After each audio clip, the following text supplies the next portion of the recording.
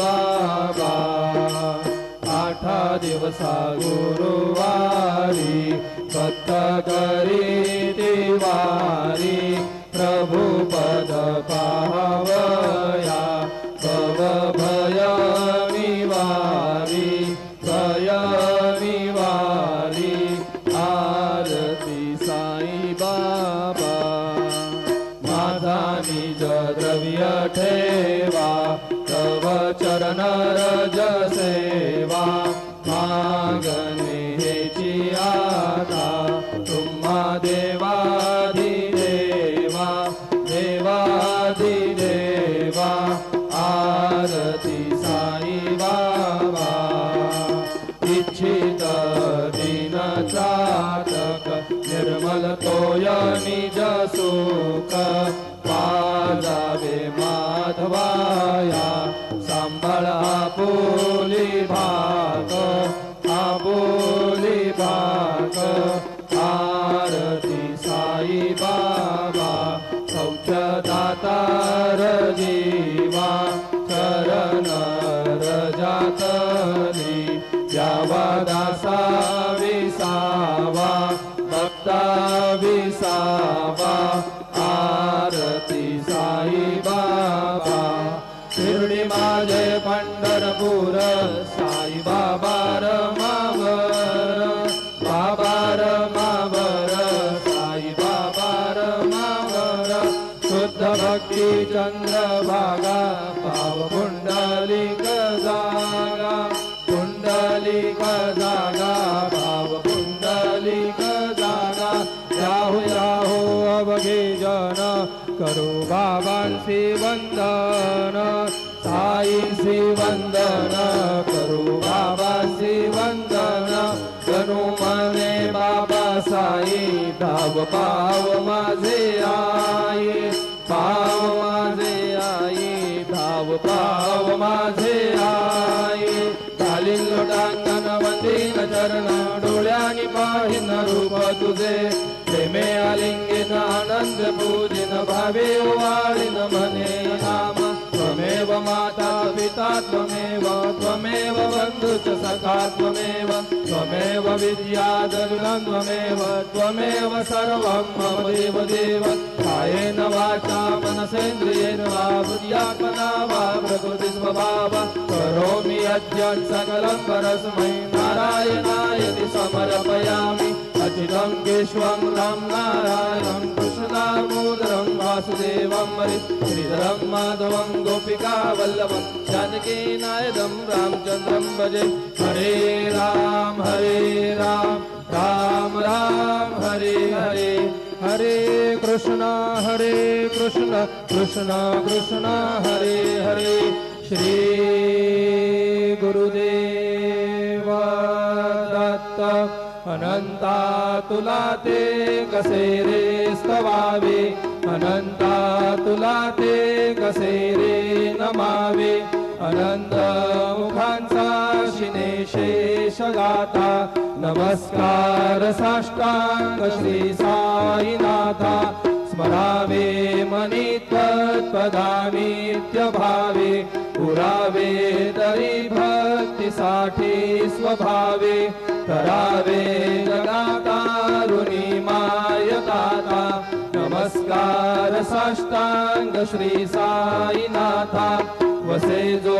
सदा दावया संत लीला दिसे अज्ञ लोकांतरी जो जनाला परियंतरी ज्ञान कैवल्य दाता नमस्कार साष्टांग श्री साईनाथा वराला धरा जन्म हा मानवाचा नरासार्थका साधनी भूत साचा धरू साई प्रेमा घराया अहंता नमस्कार साष्टांग श्री साईनाथा धरावे करीसान अल्पज्ञ बाला करावे अमाधन्य चुंबो निघाला मुखी घाल प्रेमे घराग्रास आता नमस्कार साष्टांग श्री साईनाथा सुरादी गजांच्या पदावंदिताती शुकादी गजांते समानत्व देते प्रयागादि तीर्थे पदी नम्र होता नमस्कार साष्टांग श्री साईनाथा तुझ्या ज्या पदा पाहता गोप बाली सदा रंगलेची स्वरूपी मिळाली करी रास क्रीडा सवे कृष्णनाथा नमस्कार साष्टांग श्री साईनाथा तुला मागतो मागणे एक द्यावे करा जोडितो दीन अत्यंत भावे भवी मोहनी राज हातारी आता नमस्कार साष्टांग श्री साईनाथा ऐसा ये बा साई दिगंबरा अक्षय रूप अवतारा सर्व हि व्यापक तू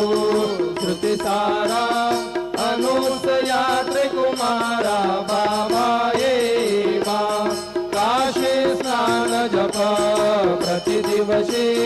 कोल्हापुर भिक्षेसी निर्मल नदी गंगा जलप्राशे निद्रा माहुर देशे ऐसा ये बा डोळी लोंबतसे वाम करे त्रिशूल डमरुधारी भक्ता वरद सदा सुखकारी देशील मुक्तिचारी ऐसा ये बा पायी पादुका जपमाला कमंडलो मृगछाला धारण करसी बा नाग जटा मुकुट शोभतो माता ऐसा ये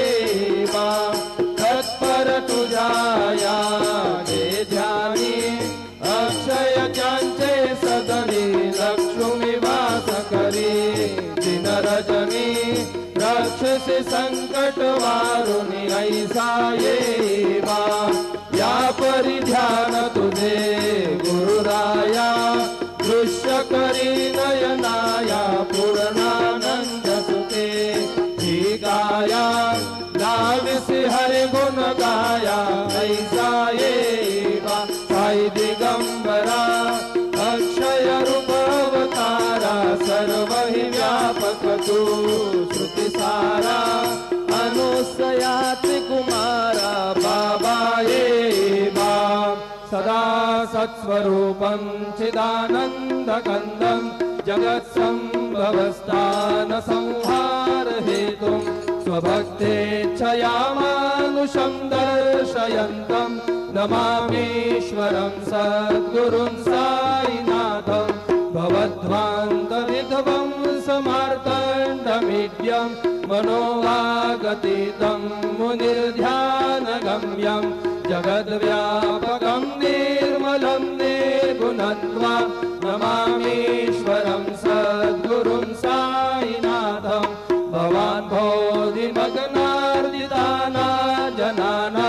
स्वपादाश्रिताना स्वभक्ति प्रियाणां समुद्धारणार्थं कलो सम्भवन्तं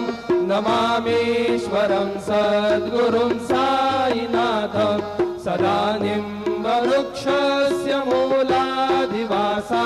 सुधास्राविनं तीर्थमप्यप्रियन्तं तरुं कल्पवृक्षाधिकं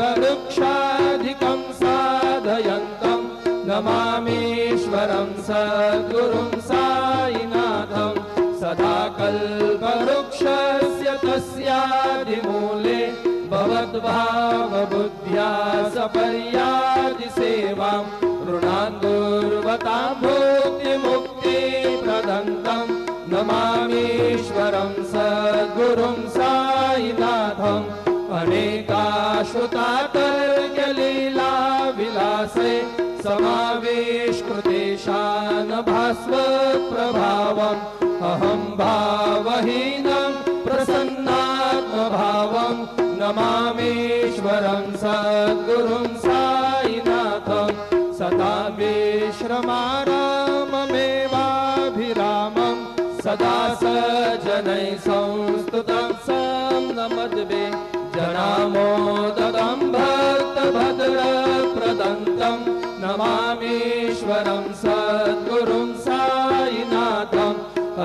ब्रह्माद्यमेकं परब्रह्म साक्षात् स्वयं सम्भवं राममेवावतीर्णं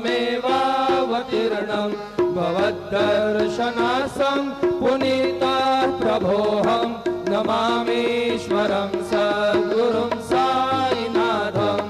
श्री साईश कृपानिधेऽखिल नृणां सर्वार्थसिद्धप्रदं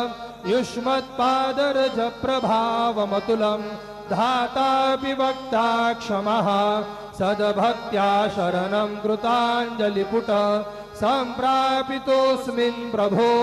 श्रीमत्साई परेश पादकमला नान्यच्छरण्यं मम साई रूपधर राघवोत्तम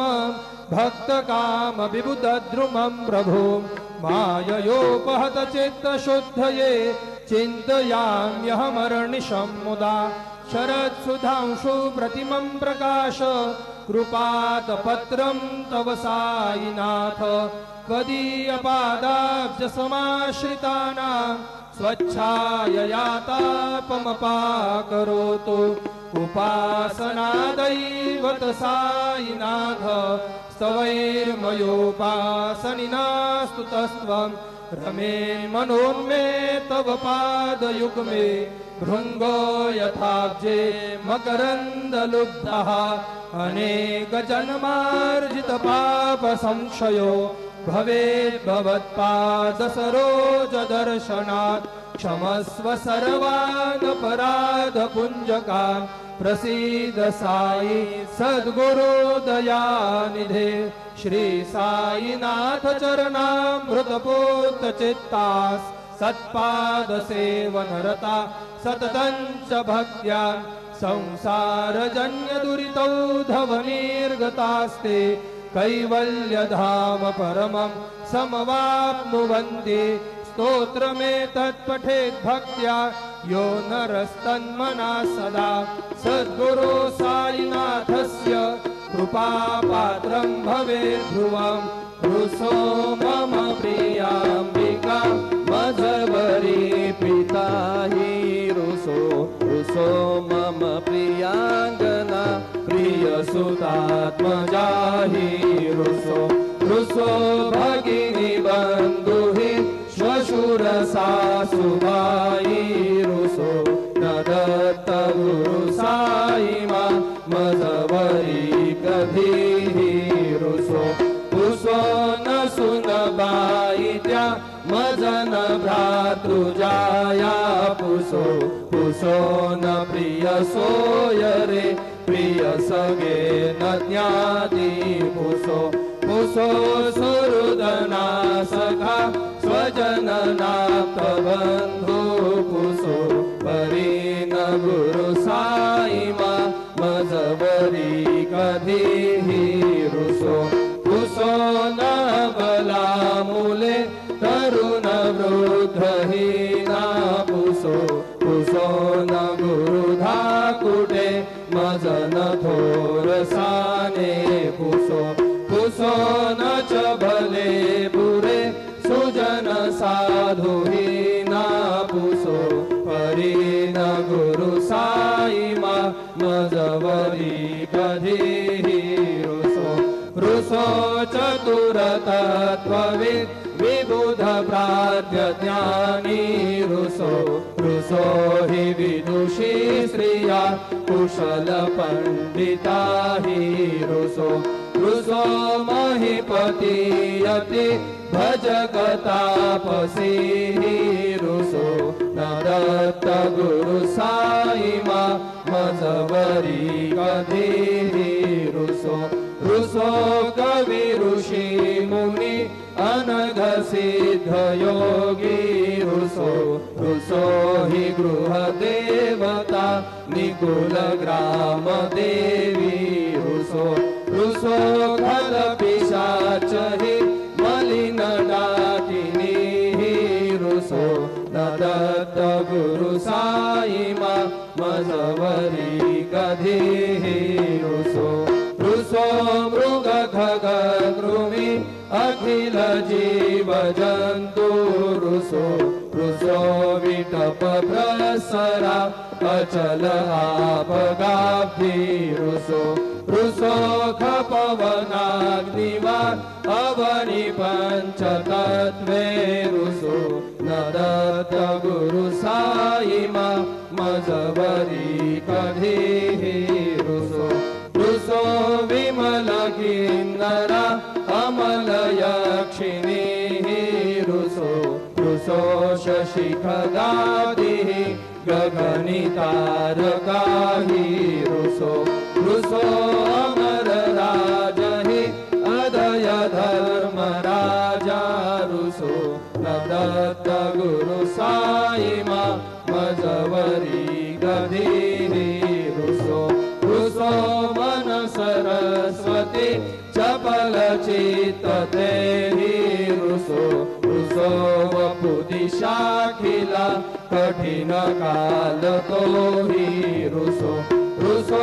सकल विश्व हि महितु ब्रह्म गोलम रुसो न दत्त गुरु साईमा मजबरी कधीहि रुसो विमूढ मनुनी हसो मजन मत्सराहि डसो पदाभिरुचि उल्लसो जनन कर्दमीना फसो न दुर्गधृतीचा दसो अशिव भाव मागे खसो प्रपंची मन हे रुसो दृढ विरक्ती चित्ती ठसो गुणाची हि घृणा नसो न च स्पृहा कशाची असो सदैव हृदयी वसो मनसि ध्यानि साई वसो पदी प्रणय ओरसो निखिल दृश्य बाबा दिसो न दत्त गुरु साईमा उपरियाचने रुसो हरि ओम यज्ञेन यज्ञमयजन्त देवा स्थानि धर्माणि प्रथमान्यासन्न देहनागं महिमानस्यन्त यत्र पूर्वे साध्या सन्ति देवाः ॐ राजाधिराजाय प्रसय्यसाहिने नमो वयं वै श्रवणाय कुर्महे समे कामान् कामकामाय मह्यं कामेश्वरो वै श्रवणो दधातु कुबेराय वै श्रवणाय महाराजाय नमः ॐ स्वस्ति साम्राज्यं भोज्यं स्वराज्यं वैराज्यं पारमेष्ट्यं राज्यं महाराज्यमाधिपत्यमयं समन्तपर्याहात् ईशा सार्वभौमः सार्वा युषान्तादापरार्धात् पृथिव्यै समुद्रपर्यन्ताया एकराळितप्येष श्लोको भिगीतो मरुतः परिवेष्टारो मरुतस्या वसन्गृहे आविक्षतस्य कामप्रे विश्वे देवा सभासदैति श्रीनारायण वासुदेवाय सच्चिदानंद सद्गुरु साईनाथ महाराज की जय। करचरण हृदं वा कायजं कर्मजं वा श्रवणनयनजं वा मानसं वा पराधं विहितं विहितं वा सर्वमेतत्क्षमस्व। जय जय करुणाब्धे श्री प्रभो साईनाथ श्री सच्चिदानंद सद्गुरु साईनाथ महाराज की जय।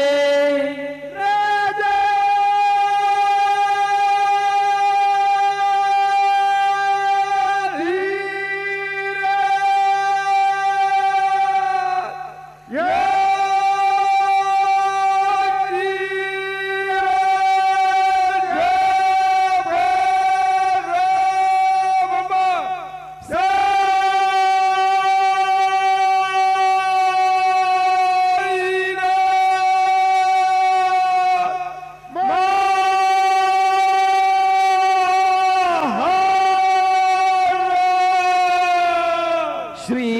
सच्चिदानंद सद्गुरु साईनाथ महाराज की जय। हरि ओम त्र्यंबकं जजामहे सुगंधिं पुष्टिवर्धनम् उर्वारुकमिव बन्धनान् मृत्योर्मुक्षेयमामृतात् त्र्यंबकं जजामहे सुगंधिं पतिवेदनम् उर्वारुकमिव बन्धनादितो मुक्षेयमामुताः मृत्युंजयाय रुद्राय नीलकंठाय शंभवे अमृतेशाय शरवाय महादेवाय ते नमः। गुरुर्ब्रह्मा गुरुर्विष्णु गुरुर्देवो महेश्वरः गुरुः साक्षात् परब्रह्म तस्मै श्री गुरवे नमः। सद्गुरु साईनाथ चरणारविन्दाभ्यां नमः। सायं पूजनार्थे चन्दनं समर्पयामि त्वांगन्धर्वा अघनौ स्वामिन्द्रस्त्वां बृहस्पतिः त्वामोघधे सोमो राजा विद्वान्यक्ष्मादमुच्यत। चन्दनं समर्पयामि चन्दनस्योपरि अक्षदान् समर्पयामि। अहिरिव भोगैः परजेति बाहुञ्जाय हेतिं परिबाधमानः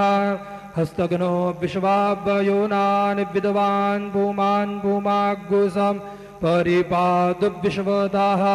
सौभाग्यमङ्गलद्रव्याणि समर्पयामि अबीरं गुलालं समर्पयामि। पुष्पसमर्पणं जत्पुरुखं व्यदधुः कतिधा व्यकल्पयन्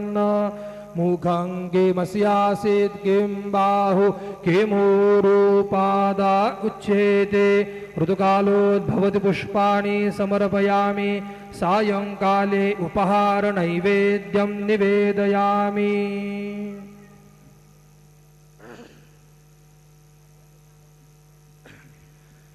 चतुष्कोणमण्डलं कृत्वा तदुपरि नैवेद्यपात्रं निधाय गायत्रीमन्त्रेण पात्रान् सम्प्रोक्ष धेनवाः अमृतीकृत्य रतन्त्वा सत्येन परिखिञ्चामि नैवेद्यं निवेदयामि। ॐ प्राणाय स्वाहा ॐ अपानाय स्वाहा ॐ व्यानाय स्वाहा ॐ उदानाय स्वाहा ॐ समानाय स्वाहा ॐ ब्रह्मणे नमः। मध्ये पानीयं समर्पयामि पुनर्नैवेद्यं निवेदयामि। ॐ प्राणाय स्वाहा ॐ अपानाय स्वाहा ॐ व्यानाय स्वाहा ॐ उदानाय स्वाहा ॐ समानाय स्वाहा ॐ ब्रह्मणे नमः। नैवेद्यं समर्पयामि हस्तप्रक्षालनं समर्पयामि मुखप्रक्षालनं समर्पयामि। सद्गुरु साईनाथ देवताभ्यो नमः। प्रार्थनापूर्वक नमस्कारं करोमि। श्री सच्चिदानंद सद्गुरु साईनाथ महाराज की जय।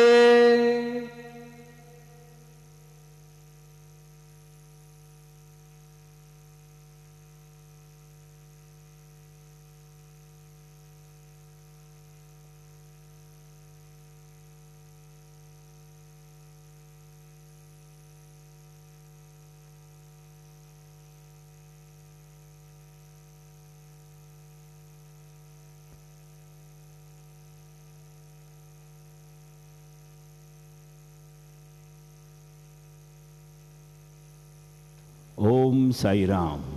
सर्व साई भक्तांना कळविण्यात येते की श्रींचे दर्शनानंतर उदीप्रसाद काउंटरजवळ श्रींचे महाप्रसाद भोजनाकरिता टोकन म्हणजेच कुपन देण्यात येणार आहे। तरी सर्व श्री साई भक्तांनी सदर टोकन किंवा कुपन घेऊनच श्रींचे महाप्रसाद भोजनाकरिता श्री साई प्रसादालयात जाण्याचे करावे ही नम्र विनंती। ओम साई राम। सभी साईं भक्तों से निवेदन है कि साईं बाबा जी के दर्शन के बाद उदी प्रसाद काउंटर